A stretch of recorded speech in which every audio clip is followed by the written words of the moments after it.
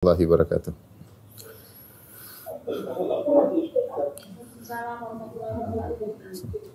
Alhamdulillahi ala ihsani wa syukru lahu ala taufiqihi wa amtidani wa asyhadu an la ilaha illallah wahdahu la syarika lahu ta'ziman li sya'ni wa asyhadu anna Muhammadan abduhu wa rasuluhu da'ila ridwani. Allahumma shalli alaihi wa ala alihi wa ashabihi wa ikhwani. Rekan-rekan yang dirahmati oleh Allah Subhanahu wa taala, pada kesempatan bahagia ini kita akan membahas tentang rukun iman yang keenam, yaitu al-iman bil qadar, beriman kepada takdir. Dan kita tahu bahwasanya seorang muslim atau seorang mukmin hanya bisa dikatakan seorang mukmin yang sejati jika dia telah beriman dengan 6 rukun iman yang Allah sebutkan dalam Al-Qur'an dan juga disinggung oleh Nabi sallallahu alaihi wasallam dalam hadis-hadisnya, ya. 6 rukun tersebut yaitu iman kepada Allah, iman kepada kitab-kitabnya, iman kepada para rasul, iman kepada para malaikat, iman kepada hari akhirat, dan iman kepada takdir. Dengan terkumpulnya 6 rukun iman ini, maka seorang akan bahagia. Allah Subhanahu wa taala menciptakan kita, dan Allah mengetahui kebahagiaan kita adalah dengan beriman kepadanya dan beriman kepada hal-hal yang Allah suruh kita imani. Ya, tadi iman kepada Allah, kita harus beriman dengan benar, iman kepada malaikat harus dengan benar, iman kepada kitab-kitabnya, iman kepada para rasul, iman kepada hari akhirat. Termasuk di antaranya yang paling urgent adalah iman kepada takdir, bahwasanya segala sesuatu telah ditetapkan oleh Allah Subhanahu wa taala, telah digariskan oleh Allah Subhanahu wa taala sebelum terjadi di alam nyata, sebelum terjadi di atas muka bumi ini. Keyakinan ini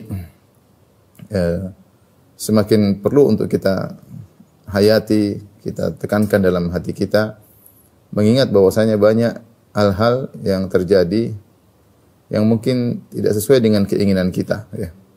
Banyak hal-hal yang mau kita cita-citakan ternyata tidak kita raih, misalnya, atau banyak hal-hal yang terjadi kemudian menyedihkan kita, ya. Atau hal-hal di luar nalar kita yang terjadi, ya. Ketika kita tahu bahwasanya ini semua telah ditakdirkan oleh Allah Subhanahu wa taala, maka kita bisa tegar dan bisa sabar menghadapi semua hal-hal tersebut, ya. Karenanya iman kepada takdir adalah perkara yang sangat urgen dalam kehidupan kita. Karena setiap kita, ya, tidak lepas dari kondisi-kondisi yang belum tentu dia sukai, ya. Kondisi-kondisi yang kadang di luar nalar dia, kondisi-kondisi yang terkadang menyakitkan hatinya, ya. Tapi kalau dia sudah yakin ini semua ditakdirkan, maka itu akan menjadi ringan baginya. Ringan baginya. Subhanallah, iman kepada takdir ini, ya, meskipun nanti kalau kita jelaskan sulit untuk dinalar, tetapi Allah memfitrahkan manusia untuk menerima hal ini. Kita mendengar secara langsung dari orang-orang awam, ya, bahkan orang-orang yang tidak pernah ngaji, ya. Mereka begitu mudah mengatakan, oh, sudah digariskan oleh Allah, oh, sudah takdir, mau bagaimana. Subhanallah. Ya, saya betapa sering dulu mendengar ibu saya mengatakan demikian. Padahal ibu saya dulu kan nggak pernah ngaji. Artinya kita dulu masih kecil nggak ikut pengajian, ibu nggak ikut pengajian, nggak ada ustadz juga kemudian ngisi pengajian. Tapi dengan mudah mereka terima iman ini secara turun temurun, ya, dari orang-orang tua mereka, sehingga ketika terjadi sesuatu dengan mudah mereka berkata, sudah takdir Allah, sudah digariskan, ya. Kalau sudah digariskan mau bagaimana lagi? Wah, ini sudah takdir. Jadi ucapan yang mudah diucapkan oleh orang-orang awam yang bahkan mungkin tidak ngaji, tapi mereka ngerti bahwasanya ini semua sudah di planning dan sudah direncanakan oleh Allah Subhanahu wa taala.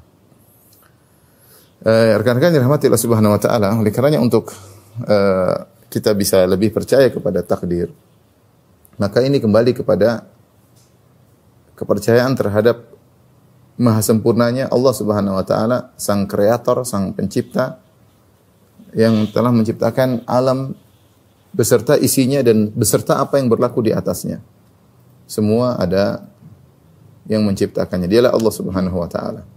Tatkala kita yakin bahwasanya pencipta tersebut maha sempurna, maha kuasa, maha berilmu, maha bijak, maha adil, maka untuk beriman kepada takdir mudah. Maka beriman kepada takdir ini kaitannya sangat kuat dengan tauhid al-asma wa sifat. Kaitannya sangat kuat dengan tauhid al-asma wa sifat. Karena biasanya orang protes dengan kejadian karena mungkin dia suudzon kepada Allah, dia merasa Allah kurang adil atau Allah kurang bijak. Allah tidak mengerti tentang dirinya atau hal-hal yang menunjukkan dia tidak kurang kuat imannya tentang maha sempurna Tuhan. Namun ketika seorang percaya bahwasanya Tuhan maha sempurna dari segala sisi, maka mudah bagi dia untuk beriman kepada takdir. Tapi sebelum kita melanjutkan tentang pentingnya beriman kepada takdir dan hikmah-hikmahnya, mungkin kita perlu jelaskan iman kepada takdir ya, secara sederhana ya, agar semakin kokoh iman kita kepada takdir ya. Sebagaimana dijelaskan oleh para ulama ya. Imam Ahmad rahimahullah pernah berkata tentang takdir, dia berkata rahimahullah taala, al-qadar qudratullah, bahwasanya takdir itu adalah kekuasaan Allah Subhanahu wa taala. Ini saya ulangi kata Imam Ahmad rahimahullah taala, al-qadar qudratullah, bahwasanya takdir adalah kekuasaan Allah Subhanahu wa taala. Ini mengisyaratkan isyarat yang sangat kuat dari Imam Ahmad bahwasanya takdir terkait dengan sifat-sifat Allah, terkait dengan asma dan sifat, terkait dengan tauhid asma wa sifat. Dengan adanya takdir menunjukkan bahwasanya Allah Maha kuasa. Bahwasanya Allah Maha kuasa, Allah Maha berilmu dan segala hal yang terkait dengan kesempurnaan Allah Subhanahu wa taala. Sebagai gambaran, ini sering saya membuat analogi tentang hal ini. Kalau kita manusia ingin membuat sesuatu, ya, biasanya kita planning terlebih dahulu. Kita misalnya seorang insinyur ingin buat rumah, maka tentu dia akan menggambar rumah tersebut, kemudian dia nyusun RAB-nya, ya, rencana anggaran belanja budgetingnya berapa, dia siapin semuanya. Kemudian kebutuhan tukangnya berapa, terus berapa lama waktu untuk bisa mengerjakan sehingga rumah tersebut jadi, finishingnya berapa lama. Dia perkirakan, biasanya dilakukan oleh para insinyur. Ya. Setelah mereka memplanningkan, kemudian mereka mencatat planning tersebut dalam suatu catatan, rencana-rencana semua dicatat. Setelah itu kemudian mereka eksekusi untuk proses pembuatan rumah tersebut. Ya, namun kita tahu, ya, apalagi kalau proyeknya semakin besar, ya, rumah semakin besar, sering di tengah jalan terjadi perubahan terhadap proyek tersebut. Entah ternyata harga bahan baku menjadi naik, harga material menjadi naik, sehingga akhirnya budgetingnya berubah. Ya. Atau misalnya ternyata terjadi pandemi seperti yang kita alami, ternyata prosesnya menjadi bertambah panjang. Ya. Atau misalnya ternyata di tengah jalan, ternyata dia melihat ada planning yang lebih baik sehingga gambar rumah dirubah menjadi lebih besar atau lebih kecil, menyesuaikan dengan budgeting yang ada. Atau ternyata tukangnya berhalangan. Banyak hal yang akhirnya sering merubah eksekusi tersebut tidak sesuai dengan planning. Kenapa eksekusi tersebut tidak sesuai dengan planning? Karena kekurangan yang dimiliki oleh sang insinyur. Ilmu dia tidak meliputi segala sesuatu. Kekuasaannya tidak meliputi alam yang tidak meliputi penjual barang bangunan, tidak meliputi mandor dan para pekerja yang dia pekerjakan, ya. Sehingga terkadang sering miss dan sering terjadi perubahan di tengah jalan, dan sehingga akhirnya eksekusinya tidak sesuai dengan planning yang diharapkan. Ini kalau kita bicara tentang manusia, ya. Dan bisa jadi setelah terjadi sesuai dengan apa yang terjadi, kemudian sesuai dengan planning, ternyata ketika sudah jadi dia menyesal, waduh kenapa saya bikin kayak gini? Kenapa saya nggak rubah? Ternyata kondisi di kemudian hari tidak seperti ini, tidak seperti yang saya bayangkan. Nah, ini kembali lagi pada kekurangannya. Sehingga apa yang diplanningkan oleh manusia sering tidak sempurna. Ya, sering tidak sempurna dan terkadang mereka menyesali apa yang mereka telah buat tersebut. Ini tidak lain kenapa? Karena tidak sempurnanya sang insinyur, ya. Dan juga tidak sempurnanya tim-tim yang untuk mengeksekusi rencananya tersebut. Dari sini kita tahu bahwasanya planning manusia penuh dengan kekurangan. Planning manusia penuh dengan kekurangan karena planning tersebut dibuat oleh kreator yang dia juga penuh dengan kekurangan. Ini gambaran sederhana tentang takdir Allah Subhanahu wa taala. Bahwasanya Allah Subhanahu wa taala al-qadar qudratullah, kata Imam Ahmad rahimahullah taala, bahwasanya takdir adalah maha kuasa Allah Subhanahu wa taala. Nah, Allah Subhanahu wa taala sebelum menciptakan apa yang terjadi yang kita lihat sekarang ini, alam semesta dengan segala isinya, dengan segala apa yang berlaku di atasnya, maka Allah Subhanahu wa taala telah mengilmui itu semua, apa yang akan terjadi, karena Allah Maha berilmu. Setelah itu Allah Subhanahu wa taala mencatat pengetahuan tersebut dalam suatu catatan yang disebut dengan Lauhul Mahfuz.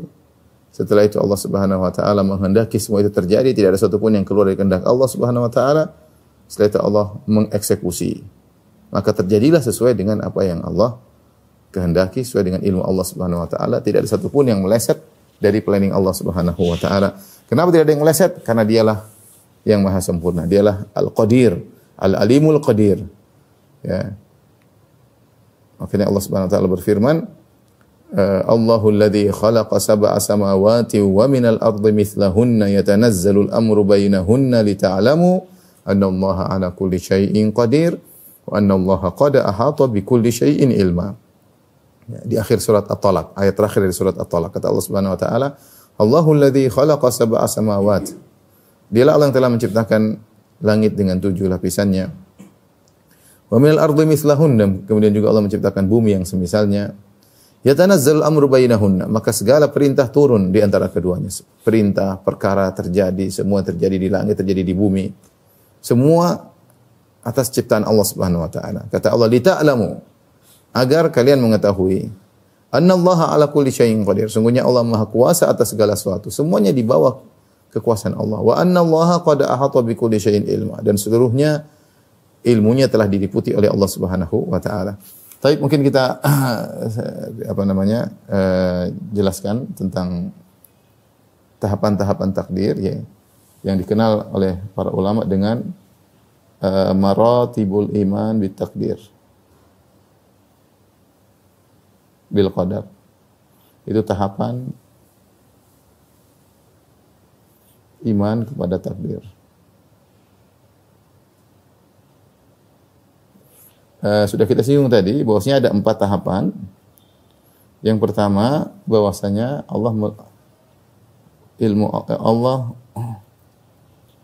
ilmunya meliputi segala sesuatu.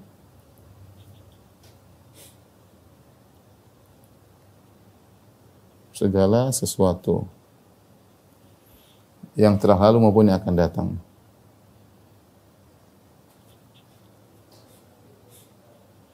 Maupun akan datang. Ini yang pertama. Jadi Allah mengetahui segala sesuatu. Apa yang terjadi Allah telah mengetahui. Kemudian yang kedua, Allah mencatat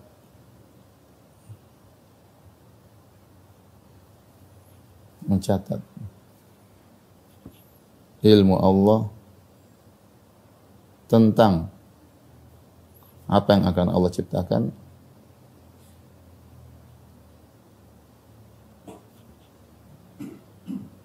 hingga hari kiamat.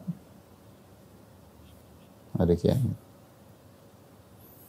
Allah catat di mana? Di Lauhil Mahfuz. Di Al-Lauh Al-Mahfuz.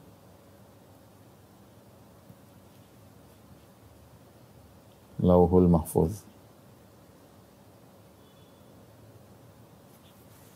Yang kedua. Jadi Allah catat. Gampangnya kalau Allah tahu apa yang terjadi di masa depan, tentang apa yang Allah ciptakan, Allah catat dulu di Lauhil Mahfuz. Ya. Kemudian yang ketiga, nanti akan kita jelaskan agak detail sedikit tentang poin-poin ini. Kemudian yang ketiga, semua yang akan terjadi atas kehendak Allah. Jadi tidak ada yang miss, tidak ada yang keluar dari kehendak Allah, tidak ada yang apa istilahnya ucul dari kehendak Allah. Semua terjadi atas kehendak Allah Subhanahu wa taala. Semua terjadi. Tidak ada yang keluar. Ada yang keluar dari ilmu dan kehendak Allah.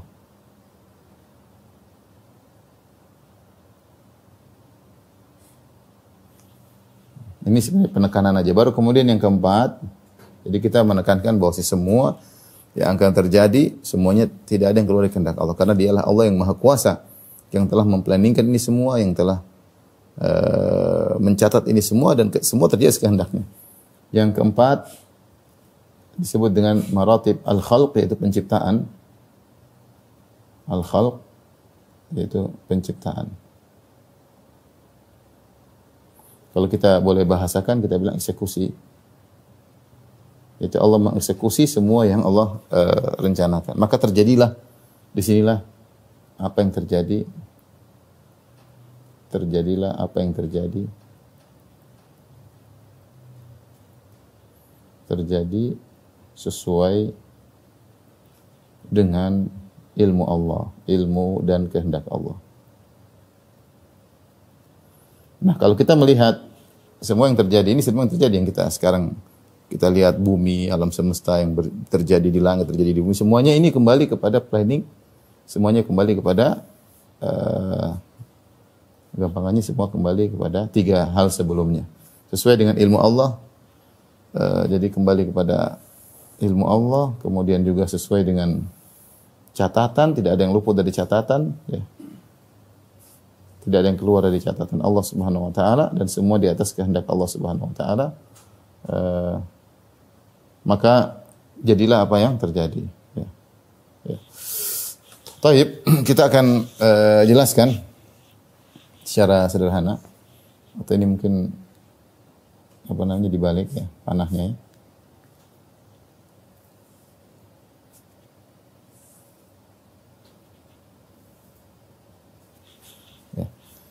Baik, ikhwan dan akhwat yang dirahmati Allah Subhanahu wa taala, terkait dengan ilmu Allah Subhanahu wa taala meliputi segala sesuatu. Tentunya dalilnya sangat banyak ya. Wallahu bikulli syai'in alim. Allah ilmunya meliputi segala sesuatu ya. Ya, bahwasanya baik yang telah terjadi, yang sedang terjadi ya. Kemudian yang akan terjadi dan yang tidak terjadi seandainya terjadi bagaimana ya. Ini namanya ilmu Allah Subhanahu wa taala. Meliputi yang telah terjadi, yang sedang terjadi, yang akan terjadi, yang tidak terjadi. Kalau terjadi bagaimana juga Allah tahu. Jika terjadi, maka seperti apa Allah juga tahu. Allah pun tahu. Ini dalilnya banyak, tentunya kita tidak akan bahas. Yang jelas Allah mengatakan Allamul Ghuyub, ya Allah mengetahui hal yang gaib. Allah mengatakan wallahu bikulli syai'in alim, sesungguhnya Allah Maha mengetahui segala sesuatu. Kata Allah Subhanahu wa taala, wa ma tasqutu min waraqatin illa ya'lamuha. Tidak ada satu daun pun yang jatuh kecuali Allah tahu. Daun di atas muka bumi ini jumlahnya sangat banyak ya. Pohon aja jumlahnya sangat banyak. Setiap pohon entah berapa daunnya. Ada satu daun saja yang jatuh di ujung dunia, maka Allah tahu ya. Allah tahu seluruh makhluk. Allah mengatakan ya, makhluk yang Allah ciptakan Allah tahu. Ala ya'lamu man khalaq. Bukankah yang menciptakan tahu tentang yang diciptakan? Karena daun ciptaan Allah, ulat ciptaan Allah, semua makhluk ciptaan Allah, maka Allah tahu tentang mereka. Karena Allah yang ciptakan mereka. Bahkan Allah yang menanggung rezeki mereka ya. Wa ka'ayyin min dabbatin ya. Betapa banyak hewan-hewan ya yang tidak bisa mencari rezeki ya. Allahu yarzuquha la ta'lamu rizqaha Allahu yarzuquha wa iyyakum. Betapa banyak hewan yang tidak tahu tentang rezekinya, cara mencari rezeki. Allah yang memberi rezeki kepada mereka dan Allah memberikan rezeki kepada kalian ya. Ya. Wa ma min dabbatin fil ardi illa 'ala Allahi rizquha wa ya'lamu mustaqarraha wa mustawda'aha. Kullun fi kitabim mubin. Kata Allah, tidak ada satu hewan pun, binatang apapun, makhluk apapun di atas muka bumi kecuali Allah menanggung rezekinya dan Allah mengetahui mustaqarrah mustaudaah. Ada yang mengartikan Allah tahu di mana ketika dia istirahat di tempatnya, ketika dia keluar mencari makan, kapan dia mulai hidupnya dan kapan terakhir hidupnya. Allah tahu tentang detail satu hewan ini dari A sampai Z. Kapan dia makan, kapan dia mencari makan, kapan dia keluar kemana, Allah tahu semua. Kata Allah, kullun fi kitabim mubin. Semuanya sudah tercatat di Lauhil Mahfuz. Ya. Bahkan Allah mengatakan apa yang tidak terjadi. Kalau terjadi seperti apa Allah tahu. Kata Allah, walau kharaju fiikum ma zadukum illa khabala wala awda'u khilalakum. Seandainya orang-orang munafik tersebut, mereka tidak ikut kalian perang, tapi kalau mereka keluar berperang, mereka hanya bikin permasalahan bagi kalian. Jadi Allah tahu mereka kenyataannya mereka tidak ikut berperang. Allah bilang seandainya mereka berperang, yang akan terjadi demikian. Jadi Allah tahu sesuatu yang tidak terjadi. Kalau terjadi seperti apa, Allah tahu. Ini semua menunjukkan tentang keluasan ilmu Allah Subhanahu wa taala. Nah, ilmu Allah Subhanahu wa taala tidak semuanya dicatat di Lauhil Mahfuz. Sebagiannya saja yang dicatat di Lauhil Mahfuz yang terkait dengan tentang apa yang akan Allah ciptakan hingga hari kiamat. Jadi tidak semua ilmu Allah luas, tidak ada batasannya. Yang Allah catat adalah planning yang terkait dengan apa yang Allah akan ciptakan. Makanya dalam hadis Nabi SAW mengatakan, Inna Allah kataba maqadiral khalaiq qabla an yakhluqas samawati wal ard bi 50 alf sanah. Sungguhnya Allah menciptakan atau mencatat ya, takdir seluruh makhluk ya 50.000 tahun sebelum menciptakan langit dan bumi. Allah sudah catat 50.000 tahun sebelum Allah menciptakan langit dan bumi. Allah catat seluruh takdir ya terkait semua makhluk yang akan Allah ciptakan sampai hari kiamat kelak. Dalam hadis yang lain Nabi SAW mengatakan awwalu ma khalaqallahu al-qalam qala lahu uktub. Ketika Allah menciptakan pena untuk mencatat takdir di Lauhil Mahfuz, maka Allah berkata, ya pena, catatlah. Pena berkata, wa madza aktub? Apa yang aku catat ya Allah? Kata Allah Subhanahu wa taala, uktub maqadira kulli syai'in hatta qiyamis saah. Kama qala Nabi sallallahu alaihi wasallam. Kata Allah, catatlah seluruh takdir makhluk sampai hari kiamat. Ya, sampai hari kiamat. Jadi itu yang dicatat terkait dengan makhluk sampai hari kiamat apa yang akan terjadi, ya. Ya, tidak seluruhnya ilmu Allah dicatat situ karena ilmu Allah tanpa batasnya dan setelah hari kiamat kejadian selama-lamanya ya. Yang dicatat di Lauhil Mahfuz adalah terkait kejadian manusia ya sampai hari kiamat atau sampai mereka masuk surga atau neraka. Jadi sebagian ilmu Allah saja yang dicatat di Lauhil Mahfuz. Baik. Jadi dua poin yang perlu kita perhatikan. Ya, ini pertama, tidak semua ilmu Allah yang dicatat.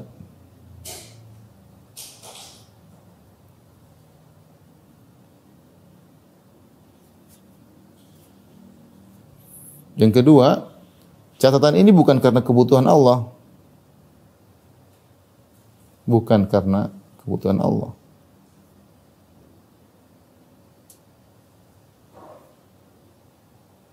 Tapi untuk keimanan manusia. Jadi catatan ini adalah untuk kemaslahatan kita. Untuk kemaslahatan. Jadi kalau kita beriman semua sudah dicatat, kita lebih tenang. Semua sudah dicatat selesai. Catatan tersebut tidak akan berubah. Ya. Rufi'atil aqlam wa jaffatis suhuf. Pena-pena sudah diangkat dan lembaran sudah kering. Tidak akan berubah. Jadi semua sudah. Yang akan berubah catatan tersebut. Ya. Karena Allah tidak perlu merubah. Karena catatan ini hanya mencatat apa yang akan terjadi. Dan semua yang terjadi Allah sudah tahu. Tinggal dicatat semua tersebut. Ya. Bukan seperti insinyur yang dia belum tahu apa yang terjadi, dia planningkan nanti dia lihat apa yang akan terjadi. Tidak, Allah sudah tahu apa yang akan terjadi. Allah tinggal catat sebagian tersebut di catatan tersebut dan catatan tersebut untuk kebutuhan kita bahwasanya kita beriman bahwasanya tidak akan berubah ya. Dan ini penting nanti dalam kita menjalani kehidupan kita yang banyak kejadian-kejadian tidak sesuai dengan apa yang kita kehendaki. Adapun Allah tidak akan lupa. Wa ma kana rabbuka nasiya. Allah tidak akan pernah lupa ya. Taib.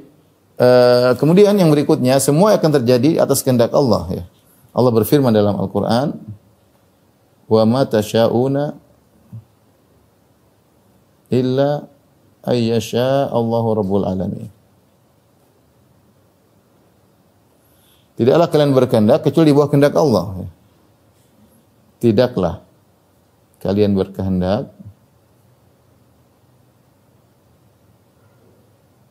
kecuali di bawah kehendak Allah.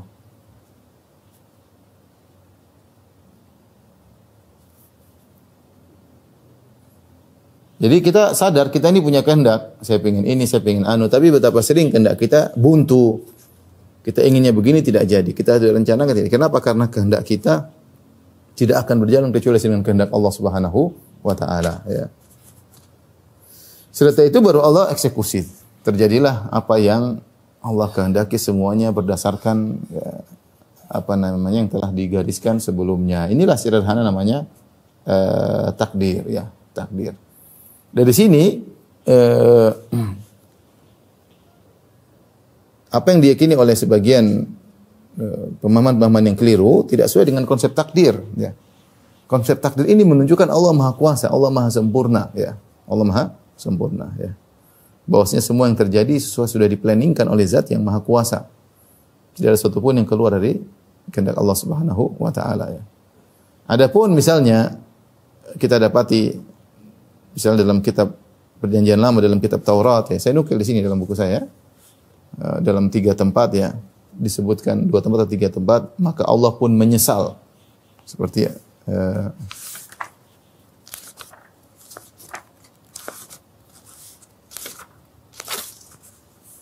misalnya dalam salah satu pernyataan di Perjanjian Lama dalam kitab Kejadian disebut sebab aku menyesal bahwa aku telah menjadikan mereka, yaitu Allah menyesal telah menciptakan manusia yang ternyata manusia tersebut membangkang, bermaksiat. Allah mengatakan sebab aku menyesal. Kata menyesal ini tidak pantas bagi Allah Subhanahu wa taala karena menyesal itu hanyalah timbul jika dia tidak mengetahui apa yang terjadi atau ternyata yang tereksekusi tidak sesuai dengan planningnya. Ya, dia tidak tahu akibat, ya, tidak tahu awakibul umur, tidak tahu kejadian-kejadian di penghujungnya sehingga dia menyesal, ya. Dalam nukilan yang lain, aku menyesal karena aku telah menjadikan Saul sebagai raja. Ini juga contoh. Ini tidak layak bagi Allah Subhanahu wa taala. Kemudian dikatakan Allah menyesal, ya. Seperti juga dalam yang lain disebut juga, maka menyesallah Tuhan karena malapetaka itu. Maka menyesallah Tuhan menyesal. Ini suatu hal yang tidak pas bagi keyakinan kita umat Islam, ya. Kemudian juga misalnya keyakinan ahli filsafat seperti Ibnu Sina, Al-Farabi, ya, yang ini diambil dari keyakinan filsafat Yunani, sebagaimana saya pernah jelaskan dalam pembahasan yang lebih khusus, bahwasanya Al-Farabi dan Ibnu Sina, ya, mereka mengatakan bahwasanya Allah tidak mengetahui segala sesuatu secara detail. Allah hanya mengetahui secara ilmul kulli, secara global. Ini tidak pas dengan takdir, karena kalau takdir Allah mengetahui segala sesuatu dengan detail karena semua ciptaan Allah Subhanahu wa taala. Allah berfirman, "Ala ya'lamu man khalaq." Bukankah Allah mengetahui apa yang Allah ciptakan? Semua yang Allah ciptakan adalah Allah mengetahuinya. Jadi bagaimana kita mengatakan ilmu Allah tidak detail? Padahal semua yang terjadi telah tercatat di Lauhil Mahfuz, ya. Dan Allah yang menciptakan. Dan yang mencipta tahu tentang apa yang dia ciptakan. Ini kesalahan di antara pemikiran orang-orang ahli filsafat seperti Al-Farabi dan Ibnu Sina. Kemudian di antara kesalahan yang tidak sesuai dengan maha kekuasaan Allah tentang takdir adalah misalnya Qadariyah ekstrim. Qadariyah mengatakan bahwasanya semua terjadi tanpa planning. Al-amru unuf. Dan ini yang mempeloporinya pertama adalah Ma'bad al-Juhani di zaman Ibnu Umar radhiyallahu taala anhuma. Muncul di akhir zaman sahabat junior, muncul seorang dari Basrah namanya Ma'bad al-Juhani. Dia menggunakan logika dia sampailah pada kesimpulan menurut dia bahwasanya semua terjadi bukan atas planning Allah, bukan atas takdir Allah, tetapi terjadi tanpa diketahui oleh Allah sebelumnya. Ini disebut dengan Qadariyah gulat, yaitu Qadariyah ekstrim, dan mereka ini dikafirkan. Dikafirkan karena mereka tidak beriman dengan takdir. Kata mereka al-amru unuf, semua terjadi begitu saja tanpa ada perencanaan terdahulu, ya. Dan penyimpangan-penyimpangan yang lainnya, ya, tentunya detail sudah saya jelaskan dalam buku saya Syarah Rinci Rukun Iman jilid kedua bagian iman kepada takdir. Baik, kembali kepada 4 poin tadi. Perhatikan ya, 4 poin ini menimbulkan ya, ini yang terkadang ranah, ini yang bahaya di sini. Ketika seorang mengotak-atik masalah takdir, demikian yang Allah jelaskan dalam Al-Quran dan dijelaskan oleh Nabi dalam Sunnah, detail sekali ya. Ya, ini disimpulkan oleh para ulama bahwasanya takdir sesuai dengan 4 tingkatan ini. Maka sebagian orang mulai mengotak-atik tentang kenapa Allah mentakdirkan sesuatu yang buruk. Itu jadi masalah ya. Kalau Allah Maha Adil, kalau Allah Maha Kuasa, kalau Allah Maha Bijak, kalau Allah banyak, maka muncullah banyak hal yang orang mulai memprotes tentang takdir ini. Tentunya bahasanya detail dan ada bantahan-bantahannya. Namun ini bukan saatnya kita jelaskan. Tapi semuanya dibantah oleh para ulama. Baik protesan tersebut muncul dari ateisme, orang-orang ateis, atau dari Jabariyah, atau dari Qadariyah. Mereka protes ya. Tapi saya katakan akidah orang awam sesuai dengan akidah Ahlus Sunnah. Semua orang-orang awam ya, kita dapati sudah takdir mau diapain. Orang awam mungkin enggak pernah ngaji bilang begitu. Mereka tahu di sana ada pencipta yang mengatur ini semua, sudah ditakdirkan mau diapain kata mereka. Terus takdir, terus kadung sudah semua sudah dicatat, semua sudah takdir, semua sudah digariskan. Orang awam mengatakan demikian. Jadi kalau ada orang mulai masuk akalnya, mulai bicara tentang takdir, akhirnya mereka mulai protes ya. Tapi di antaranya misalnya mereka berkata,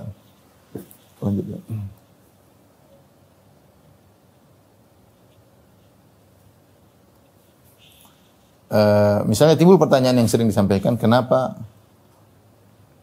Allah menciptakan atau mengeksekusi sesuatu yang buruk? Sesuatu yang buruk. Yang buruk contoh seperti apa? Contoh seperti ada Fir'aun, Allah ciptakan Fir'aun, Abu Jahal, ada iblis, ada neraka dan lain-lain. Ini yang pertanyaan sering timbul. Kita tidak akan bisa jawab secara detail ya.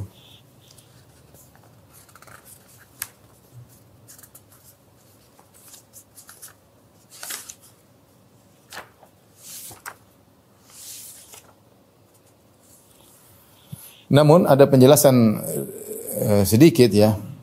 Kita katakan bahwasanya itu timbul pertanyaan, kenapa Allah menciptakan atau menghendaki sesuatu yang buruk? Jawabannya ini tentu tidak sebagian bisa kita nalari, sebagian tidak bisa kita nalar ya. Secara sederhana perlu menjelaskan kehendak Allah ada 2 jawabannya. Kehendak Allah ada 2. Terhadap sesuatu ada 2.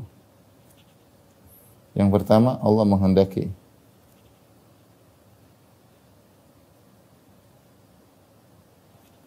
sesuatu tersebut karena zat sesuatu tersebut, karena zat sesuatu tersebut. Contohnya Allah memang menghendaki zat tersebut untuk ada ya. Contoh seperti adanya Nabi SAW misalnya, Nabi Musa, kemudian Jibril misalnya, surga yang baik-baik contohnya dan lain-lainnya. Memang Allah menghendaki zat itu secara langsung. Zat tersebut maksudnya secara langsung. Ya, ini semua dikehendaki secara langsung.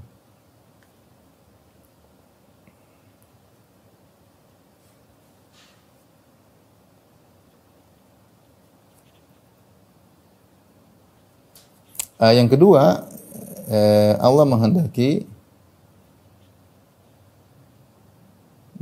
sesuatu tersebut karena sesuatu yang lain di baliknya. Karena perkara yang lain di baliknya.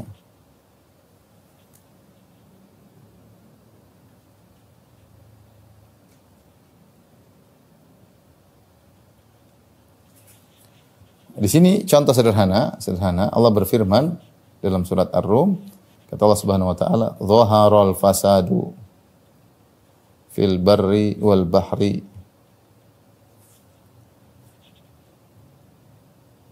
bima kasabat aydin nas liyudhiqahum ba'dhal ladzi amilu la'allahum yarji'un." Kata Allah Subhanahu wa taala telah nampak kerusakan di daratan dan di lautan akibat ulah perbuatan manusia, liyudhiqahum ba'dhal ladzi amilu, agar Allah membuat mereka merasakan sebagian akibat ulah perbuatan mereka, la'allahum yarji'un, agar mereka kembali, agar mereka sadar. Dalam surat Ar-Rum. Perhatikan al-fasad, kerusakan. Allah tidak suka kerusakan. Dalam ayat yang lain Allah Subhanahu wa taala, wallahu la yuhibbul fasad. Ya, Allah tidak suka dengan kerusakan. Allah benci dengan mufsidin, orang-orang yang melakukan kerusakan. Nah, Allah tidak suka dengan kerusakan, jadi Allah ciptakan kerusakan. Sini ada sesuatu Allah ciptakan kerusakan tersebut, ya. Ya. Karena sesuatu yang lain di baliknya, karena sesuatu yang lain yang mana? Ini agar mereka sadar. Ternyata tujuan Allah Subhanahu wa taala menciptakan kerusakan bukan untuk kerusakan tersebut, tapi ada suatu tujuan di balik itu, yaitu agar mereka sadar. Kalau tidak diciptakan kerusakan, tidak ditegur, mereka tidak sadar-sadar, ya. Maka ini namanya Allah menghendaki suatu keburukan secara zatnya, namun di balik keburukan tersebut ada hikmah yang Allah kehendaki. Kalau kita logika sederhana, seperti ada seorang mungkin sakit sehingga kakinya harus diamputasi, kaki tersebut, ya, karena kalau sudah dipotong kakinya maka dia cacat. Tetapi tidaklah dipotong kaki tersebut kecuali ada kebaikan di baliknya agar misalnya racun tidak merambat atau menyelamatkan tubuhnya yang lain. Ini contohnya, sesuatu kelihatannya buruk, namun di balik itu ada hikmah yang Allah kehendaki. Dan inilah yang ranah terkadang bisa dipahami, terkadang akal kita nggak sampai. Inilah ranah yang sering akal kita nggak sampai.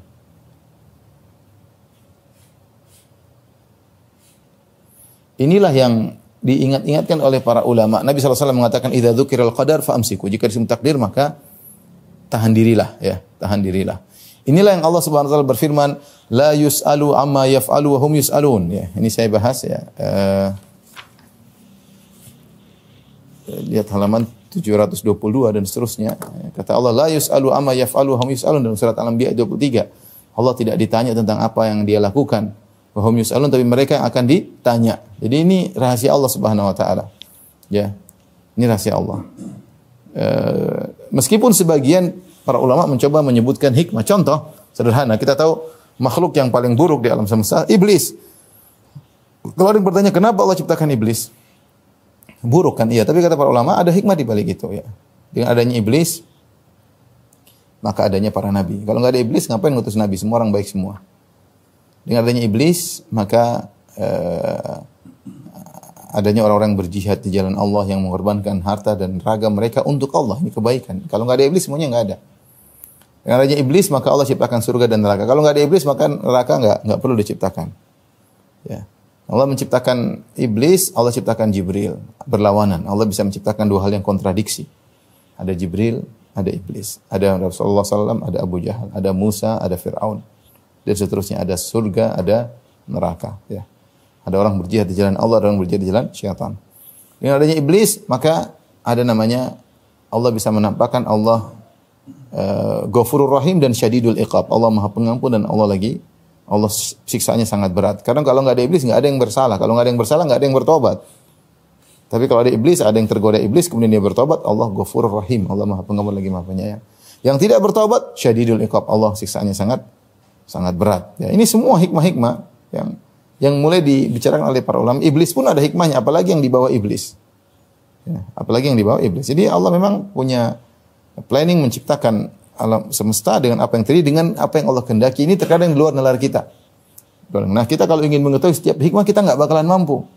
Karena kenapa tidak bakalan mampu? Karena otak kita terbatas. Makanya Allah mengatakan la yus'alu amma yaf'alu wa hum yus'alun. Allah tidak ditanya tentang apa yang dikerjakan, tapi mereka yang ditanya. Kita tidak akan menghisap Allah, Allah yang akan menghisap kita. Allah kenal begini, Allah Maha tahu. Sudah kamu sebagai hamba yakin Tuhanmu Maha kuasa atas segala sesuatu, Dia tahu apa yang dikerjakan, kamu yang akan ditanya oleh Allah Subhanahu wa taala. Makanya ketika Ali bin Abi Thalib sehingga timbullah perkataan para ulama, al-qadru sirrullah. Sirrullahil maktum. Disebut bahwasanya Allah, takdir adalah rahasia Allah yang dirahasiakan. Apa yang terlihat lauhil mahfuz enggak ada yang tahu catatannya, dan kenapa begitu enggak ada yang tahu. Allah sebagian yang Allah kasih tahu cuma sedikit, tapi secara umum, secara global isi lauhil mahfuz enggak ada yang tahu. Malaikat tidak tahu, nabi pun tidak tahu. Dan kenapa catatannya pun demikian, kenapa Allah akan ciptakan demikian, itu pun urusan Allah. Kita tidak mengetahui secara global, kita hanya mengetahui secara sebagian ya. Akal kita enggak bakalan sampai. Makanya dikatakan takdir sirullahil maktum, rahasia Allah tertutup. Ketika Ali bin Abi Thalib ditanya, "Wahai Abul Hasan, wahai Ali bin Abi Thalib, apa menurut pendapat Anda tentang takdir?" Ali bin Abi Thalib mengatakan, "Tariqun mudlimun fala taslukhu." Sungguhnya masalah qadar adalah jalan yang gelap, maka jangan kau masuk ke situ. Itu jangan bahas-bahas, enggak perlu tahu. Kenapa begini, kenapa begitu, tertutup, kita enggak bakalan tahu. Kemudian ditanya lagi, bagaimana pendapatmu tentang takdir, wahai Ali? Dia tadi pertama mengatakan jalan yang gelap jangan kau lewati. Dia mengatakan takdir itu bahrun azimun fala talijhu. Dia laut yang sangat luas yang penuh dengan ombak, jangan kau masuk di laut tersebut. Kemudian ditanya lagi, ya Ali, bagaimana pendapat tentang takdir? Dia mengatakan sirullahi fala takallafhu. Itu rahasia Allah, jangan kau coba-coba untuk mencari tahu. Itu rahasia Allah Subhanahu wa taala. Karena kita tahu bahwasanya indera kita ini terbatas, mata kita terbatas. Kita tidak bisa melihat hal-hal yang terlalu kecil, yang terlalu jauh. Kita nggak bisa lihat ya. Kalau lihat blind spot juga kita nggak bisa lihat. Banyak, mata kita terbatas. Pendengaran kita juga terbatas. Yang punya frekuensi, kita hanya bisa mendengar frekuensi sekian sampai sekian. Lebih dari itu kita nggak bisa dengar. Kurang dari itu kita nggak bisa dengar. Makanya kalau kita ada tes telinga kan, kita tes pendengaran, kita dikasih frekuensi. Ada frekuensi kita mendengar, ada yang kita nggak bisa dengar. Kenapa? Kemampuan pendengaran kita terbatas. Sebagaimana juga akal kita terbatas. Akal kita itu lahu haddun yantahi ilaihi, kata Al-Imam Syafi'i rahimahullah ta'ala.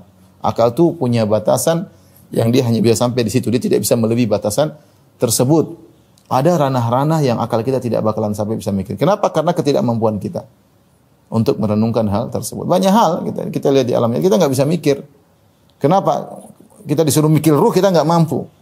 Ruh bagaimana, bentuknya bagaimana sih? Kita nggak ngerti. Yas'alunaka 'anir ruh, qul ruh min amri rabbi. Mereka bertanya kepada tentang ruh, katanya ruh, katakanlah ruh adalah urusan Tuhan. Kita nggak bakalan mampu, otak kita nggak bakalan sampai. Mikirin jin, bagaimana jin bisa masuk di tubuh orang, ngomong dengan pita suaranya, gimana jin bisa menjelma menjadi hewan, menjadi wanita, menjadi laki, menjadi bentuk-bentuk yang menyeramkan. Kita nggak bakal, ini dari unsur apa jin tersebut, kemudian bagaimana proses perubahan unsur tersebut, kita nggak bakalan mampu, akal kita nggak bakalan sampai. Ya. Nggak usah kita bicara tentang hal yang Allah sudah taruh dalam diri kita. Kenapa kita laki-laki lihat perempuan kita suka? Kenapa? Coba jelaskan secara ilmiah, nggak bisa. Kenapa sapi suka dengan sapi? Kenapa manusia suka dengan manusia? Ya, kenapa? Ini dari sananya. Ini akal kita nggak bakalan sampai. Banyak hal. Ya. Ibarat kita lihat contoh, nggak usah jauh-jauh, antara kita dan anak kita ya. Anak kita yang masih kecil, akalnya kan belum berkembang. Kalau kita larang dia, kamu nggak boleh main game, kamu nggak boleh makan ini, dia nggak terima, kita mau jelaskan nggak logis, menurut dia nggak logis, dia nggak bisa terima, akal dia nggak sampai. Ini karena kamu begini-begini, dia nggak bisa nyampe. Ini mungkin dalam hati bapak ini ngomong apa, umi ngomong apa, dia nggak sampai, kan akal dia nggak sampai. Ya, mau dijelaskan kasih nggak bisa, akal dia tidak sampai. Ya. Suruh mikir misalnya bahwasanya sekian kali sekian sama dengan sekian, nggak bakalan sampai, akalnya nggak mampu. Akal kita ini terbatas. Kita pun sudah di top, akal kita tetap juga IQ-nya berapapun 200, tetap akal kita terbatas. Intinya ketika kita bicara tentang hikmah Allah, ini rahasia Allah, dan Allah Subhanahu wa taala menciptakan begini karena begini. Lihat malaikat ketika bertanya kepada Allah Subhanahu wa taala tentang penciptaan Adam. Ya. Kata malaikat, "Ataj'alu fiha may yufsidu fiha wa yasfiku ad-dima wa nusabbihu bihamdika wa nuqaddisu lak?" Qala inni a'lamu ma la ta'lamun. Kata wa idh qala rabbuka lil malaikati inni ja'ilun fil ardi khalifah. Ketika Allah berkata kepada malaikat, wahai malaikat, aku akan ciptakan manusia di atas muka bumi. Adam alaihissalam dan keturunannya. Apa kata malaikat?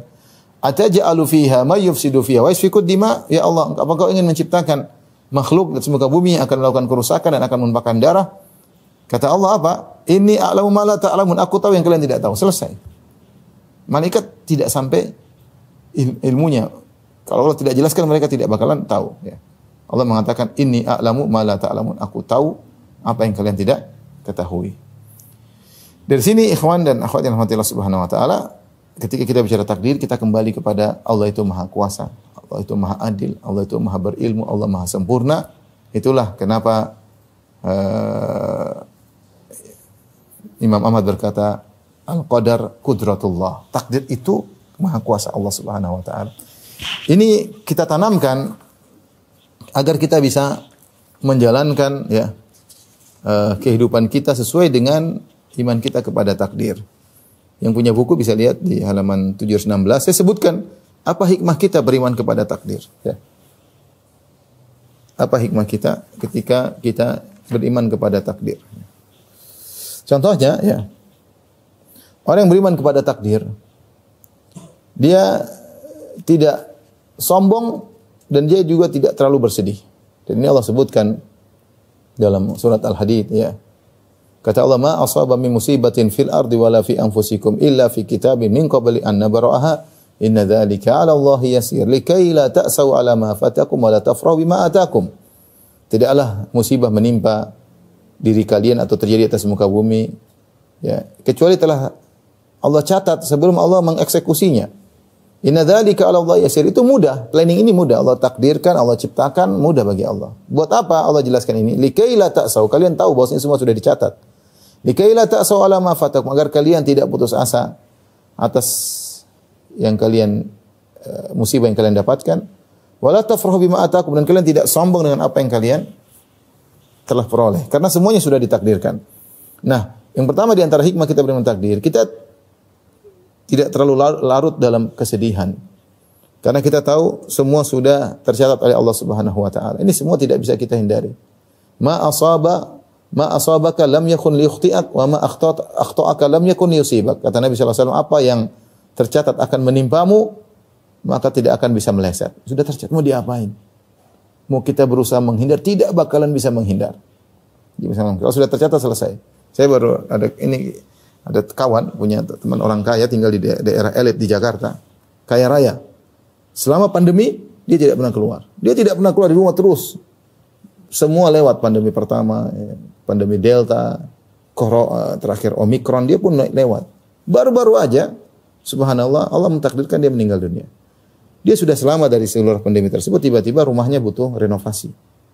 Maka dia renovasi, dia mungkin merasa sudah aman, karena memang baru-baru aja, artinya sekarang pandemi orang sudah nggak ada yang, orang sudah malas pakai masker, ya, artinya dampaknya sangat kecil.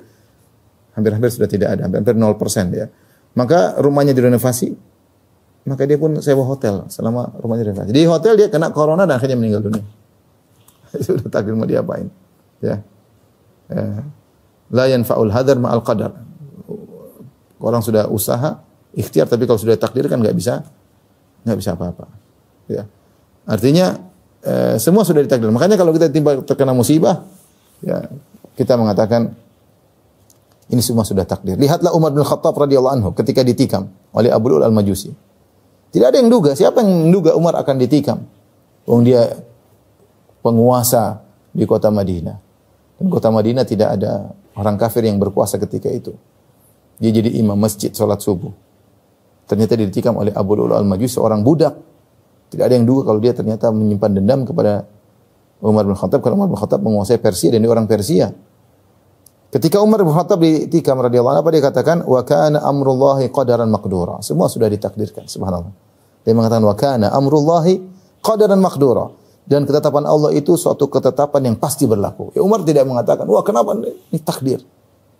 Bagaimana pasrahnya sahabat terhadap ini musibah yang paling berat, dia ditikam. Sampai disebut 3 tikaman di perutnya langsung oleh Abu Lu'lu'at al-Majusi. Sehingga apa yang dimakan oleh Umar keluar dari perutnya. Apa yang diminum oleh Umar keluar dari perutnya. Dia mengatakan, ketika dia ditikam, langsung dia berkata, wa kana amrullahi qadaran maqdura. Ini sudah takdir, pasti Allah jalankan. Subhanallah. Ketika Talha bin Ubaidillah ditikam juga dalam perang Jamal, Talha berkata, wa kana amrullahi qadaran maqdura. Sudah takdir. Sudah takdir, mau diapain? Ya. Makanya kalau kita dimusibah, maka qadarullah, musibah terkait diri kita, musibah terkait dengan keluarga kita, terkait dengan anak kita, terkait dengan usaha kita, inilah qadarullah. Kita bisa menerima dan kita berusaha untuk melakukan mencari solusi, tapi ketika terkena kita mengatakan qadarullah. Ya. Qadarullah ya. Semua sudah terjadi. Makanya saya sering bercanda kalau ada seorang diomelin oleh pasangannya, mungkin seorang laki diomelin sama istrinya atau istrinya diomelin sama suaminya, ngomong kepada pasangan tersebut, omelanmu ini telah tercatat 50.000 tahun sebelum menciptakan langit dan bumi, bahwasanya hari ini kau akan ngomelin saya. Sudah takdir, mau diapain? Ini bukan berarti kita pasrah dalam menghadapi musibah, kita berusaha mencari solusi, namun kita tahu semua sudah ditakdirkan. Ini yang Allah mengatakan, likaila ta'sau ala ma fatakum, agar kalian tidak putus asa atas apa yang luput dari kalian. Kemudian juga sebaliknya, wala tafrahu bima atakum. Ini penting, kita beriman dengan takdir, kita banyak, saya bilang katakan tadi, banyak masalah yang kita hadapi tidak sesuai dengan keinginan kita, banyak. Kita bukan tidak tinggal di surga, kita hidup di dunia medan yang medan ujian. Allah sengaja memberi ujian. Tapi kalau kita beriman sama takdir, aman ya sudah takdir, mau diapain? Kita coba maksimal mungkin, takdirnya begini, udah mau diapain? Ini pasti yang terbaik. Allah tahu hikmahnya. Kita sebagai hamba Allah terima ini yang terbaik. Yang penting kita sudah prosedur, sudah berusaha, sudah berdoa, selesai takdirnya begini yang terbaik. Kita mau pilih, belum tentu pilihan kita bisa lebih buruk. Allah yang lebih tahu. Yang kedua, kita tidak sombong kalau diberikan suatu kelebihan. Karena kita tahu semua itu sudah ditakdirkan. Ada orang mungkin akalnya pas-pasan tapi kaya raya. Justru ada orang yang mungkin cerdas, profesor tapi hartanya tidak seberapa. Ya. Ada orang yang lahir tahu-tahu kaya, bapaknya kaya. Dia kaya, IQ-nya sederhana tapi dia kaya, bapaknya kaya, dapat warisan, macam-macam banyak hal. Ya. Sehingga ketika seorang ternyata diberi kecerdasan, dia memiliki hafalan yang kuat, dia memiliki analisa yang tajam, dia bilang ini takdir Allah Subhanahu wa taala. Takdir Allah. Ya saya berusaha ya, tapi ini semua Allah takdirkan. Wala tafrahu bima atakum. Kata Allah, jangan kalian sombong dengan apa yang Allah berikan kepada kalian. Ya. Kemudian di antara faedah ketika kita beriman dengan takdir, yaitu ketika dia beraktivitas, dia bertawakal kepada Allah Subhanahu wa taala. Dia tawakal, sudah saya berjalan bertawakal, saya berusaha semaksimal mungkin, tinggal saya tunggu takdirnya apa. Ya. Ya karena Rasulullah SAW bersabda, ihris ala ma yanfa'uk. Kata Nabi, semangatlah engkau untuk meraih apa yang bermanfaat bagimu.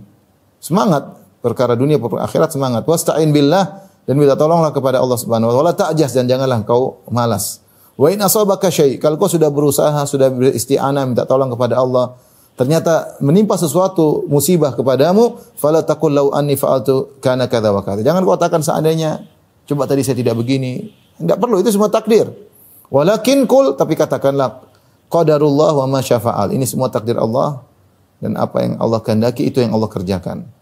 Fa inna law taftahu amala syaitan, karena mengatakan seandainya membuka pintu-pintu syaitan. Ya sudah. Jadi seorang kalau tahu takdirnya enggak begitu, dia akan bertawakal. Dia adalah Khalid bin Walid radhiyallahu anhu, Khalid ibn Walid. Dia berperang, dia maju di puncak peperangan, di paling depan semuanya, tapi dia tidak mati-mati. Justru meninggalnya ketika di luar peperangan. Seluruh tubuhnya tidak ada sejengkal kecuali bekas luka dalam tubuhnya. Tapi kalau Allah tidak mentakdirkan dia meninggal di medan peperangan, dia tidak meninggal. Dan benar Khalid bin Walid tidak meninggal di medan pertempuran. Ya. Padahal dia selalu menjadi panglima, selalu baju paling depan. Semua takdir. Ya.